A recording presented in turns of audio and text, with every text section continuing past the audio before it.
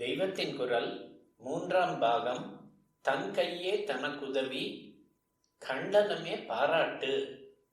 பகுதி 3. பல சாமி எதற்கு என்கிறார்களே, இதுவும் கூட பரோபகாரம்தான் என்று நான் சொன்னால் உங்களுக்கு ஆச்சரியமாயிருக்கும். கண்ணுக்கு தெரியாத லோகங்களில் மனுஷ்ய இனம் போலவே பலவித தேவ ஜாதிகள் இருக்கின்றன. துர்தேவதைகள், க்ஷூத்ர தேவதைகள், சில்லுண்டி சாமிகள் எல்லாம் இருக்கின்றன. எல்லாம் பரமாத்மா என்றாலும் மனுஷர்களான நமக்கு எப்படி அது அனுபவத்தில் தெரியவில்லையோ அப்படியே இந்த தேவதைகள் பலவற்றுக்கும் தெரியாது. ஈஸ்வரன், விஷ்ணு, அம்பாள், பிள்ளையார், சுப்பிரமணியர், சரஸ்வதி, லக்ஷ்மி, சூரியன் இம்மாதிரி தேவதா மூர்த்திகள் பரமாத்மாவாகவே தங்களை தெரிந்து கொண்டும் வெளியிலே தங்களுக்கென்று ஒரு தனி ரூபம், தனியான தொழில் என்று இருக்கிற மாதிரி மற்ற எல்லா தேவதைகளும் இல்லை.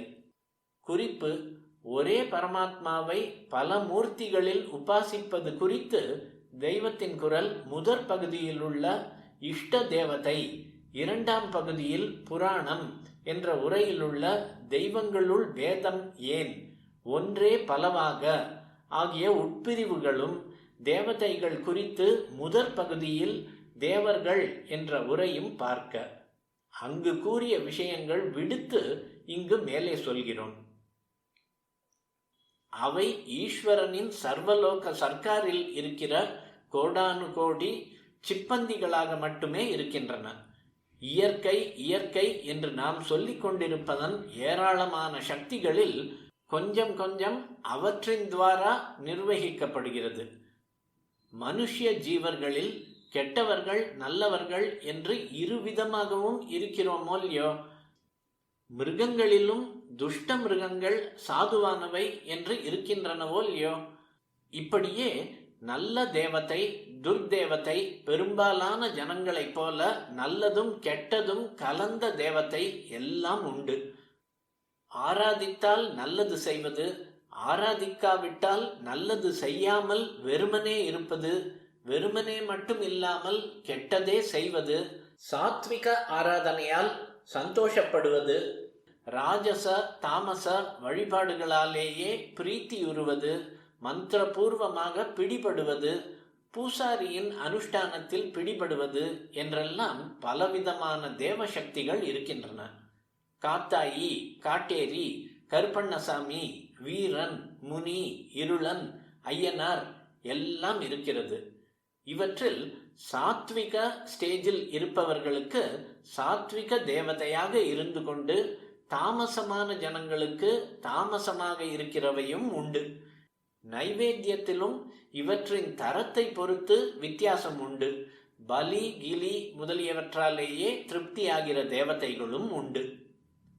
நாம் மட்டும் நல்லது அடைவதற்காகத்தான் இவற்றை வழிபடுகிறோம் என்றால்தான் அது செல்ஃபிஷ். ஆனால் நம் கிராமம், ஊர், உலகம் எல்லாமே இவை திருப்தியாக இருந்தால்தான் நன்றாயிருக்கும் என்பதற்காக இவற்றை வழிபட்டால் அது லோகக்ஷேமார்த்தம் செய்கிற பரோபகாரத்தில் சேர்ந்ததுதான். இன்னும் ஒரு படி மேலே போய் சொல்கிறேன்.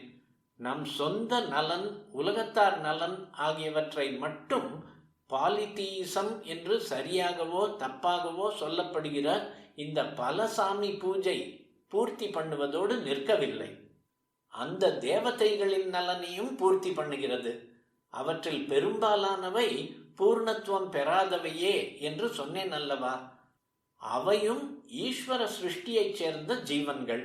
நம்மை விட அதிக சக்தி படைத்த ஜீவன்களானாலும் நம்மை போலவே அவற்றுக்கும் ஆசைகள், தேவைகள் உண்டு. அதுகளை நாம் பூர்த்தி பண்ணி தருவதும் பரோபகாரம்தானே.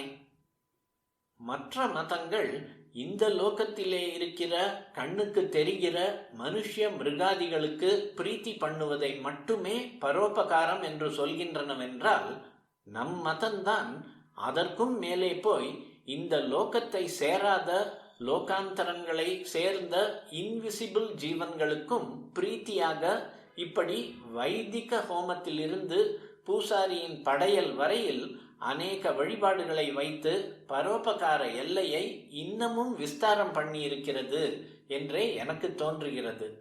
பஞ்சமகா யஜ்ஞங்களில் வரும் ஹோமம், பலி, மந்திர அத்தியனம், தர்ப்பணம் எல்லாமே பலவிதமான சிருஷ்டிகளுக்கும் உதவி பண்ணுவதுதான்.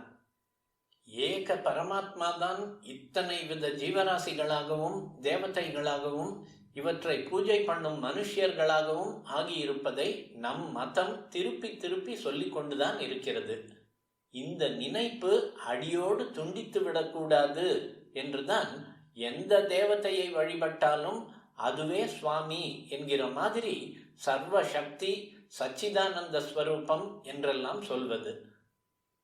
அந்த தேவதைக்கே நான் பரமாத்மா என்பது தெரியாமல் இருந்தாலும் கூட நாம் அது பரமாத்மா என்பதை முழுக்க மறந்து போய்விடக்கூடாது என்பதே தாத்பரியம்.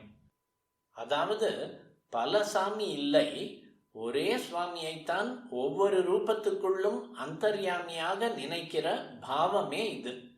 எந்த தேவத்தையும் பரமாத்மாவின் ரூபமே என்றாலும் இதை மறக்காமல் நினைப்பூட்டி கொண்டாலும் அதை ஒரு தனி தேவதை என்றே அதற்குரிய வழிபாட்டால் தான் உபாசிக்க வேண்டும் என்று நம் மதம் சொல்கிறது. ஏன் இப்படி என்று கேட்டால், மனுஷர்கள் மட்டும் யார்? அவர்களும் பரமாத்மாவின் ரூபங்கள் தானே. மத நம்பிக்கை இல்லாத பொது தொண்டுக்காரர்கள் கூட மக்களுக்கு செய்வதே மகேசனுக்காகும் என்கிறார்களே. இப்படி எல்லாரும் ஒரே ஈஸ்வரன் என்றாலும் அவர்களுக்கான சேவை அவரவர்களை தனி மனுஷியர்கள் என்று வைத்து ஒவ்வொருவரின் தேவையை அனுசரித்துத்தானே பண்ண வேண்டியதாய் இருக்கிறது. வியாதியஸ்தனுக்கு சிகிச்சை, அதிலும் இன்ன வியாதிக்காரனுக்கு இன்ன சிகிச்சை, உத்தியோகம் இல்லாதவனுக்கு வேலை, படிப்பில்லாதவனுக்கு படிப்பு, பசித்தவனுக்கு அன்னம் என்று வித்தியாசமாகத்தானே பரோபகாரம் பண்ணுகிறோம். இவ்வாறே தேவதைகளிலும் ஒன்றொன்றின் தனி ரூபத்துக்கும் எந்த விதமான ஆராதனை உரியதோ அந்த படிதான் செய்ய வேண்டும். ஆனாலும் எல்லாம் பரமாத்மா என்பதையும் முழுக்க மறந்துவிடக்கூடாது. எல்லாம் பரமாத்மா என்ற நினைப்பு ஒருத்தனுக்கு அனுபவமாக ஆவது பெரிய விஷயம். அப்படி ஆவதற்கு முன் அவனுக்கு சித்த சுத்தி ஏற்பட வேண்டும். இந்த சுத்தி ஏற்படவே அநேக காரியங்களை கொடுத்திருக்கிறது. இதில் ஒவ்வொரு தேவதையையும் அதற்கு உரியபடி பூஜிக்கிற காரியமும் அங்கம்தான். இது தவிர யஜ்ஞேன தானேன தபசா என்று பரமாத்ம தத்துவத்தை சொல்லும் உபனிஷத்தே அந்த தத்துவத்தை பிடிப்பதற்கு பூர்வாங்கமாகவே பலவிதமான காரியங்களை விதித்திருக்கிறது. குறிப்பு: பிருகதாரண்யகம் 4.4.2. தானேன என்பது தனத்தால் செய்கிற தானம் மட்டும் இல்லை, மனத்தால், வாக்கால், ஷரீரத்தால் செய்யும் எல்லா உபகாரமும் தானம்தான். இதே போல பிதாவும் இல்லை, புத்திரனும் இல்லை, தேவதையும் இல்லை, உபாசிக்கிறவனும் இல்லை என்ற உச்சி கோடிக்கு அழைத்து போகிற உபனிஷதுக்களே இந்த உச்சிக்கு வழியாகவே தேவ பித்ரு காரியாபியாம் ந பிரமதித்தவ்யம் என்கிறது. ஏகப்பட்ட தேவதைகளுக்கு பண்ண வேண்டிய காரியங்களை, ஏகப்பட்ட பித்ரு காரியங்களை கொஞ்சம் கூட மறந்து கிறந்து விட்டுவிடாதே என்கிறது.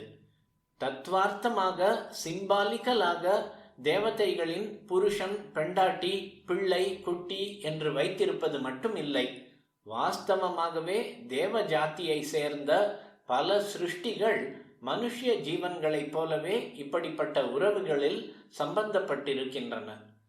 லோகத்தில் எதுவும் நமக்கு வேண்டாம், ஏக பரமாத்மா ஒன்றைத்தான் தெரிந்து கொள்ள வேண்டும் என்பது மாத்திரமே நம் லட்சியமாக ஆகிற போது அந்த பரமாத்மாவின் தேவதா ரூபங்களை விடத்தான் செய்வோம்.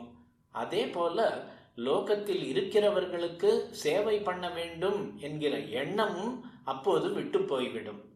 இதனால் ஒருத்தன் பரோபகாரம் இல்லாமல் கல்லு மாதிரி ஆகிவிட்டான் என்று அர்த்தம் இல்லை. பரமாத்ம ஞானத்தை இவன் அடைந்து விட்டான் என்றால் பரமாத்மாவிடம் பக்தியினாலோ ஞானத்தினாலோ கலந்து வாழ்கிறான் என்றால் அப்போது இவன் உத்தேசிக்காமல் தன்னாலேயே சகல ஜீவன்களுக்கும் சாந்தி தருவதான மகா பெரிய உபகாரம் இவனால் நடந்து கொண்டேதான் இருக்கும்.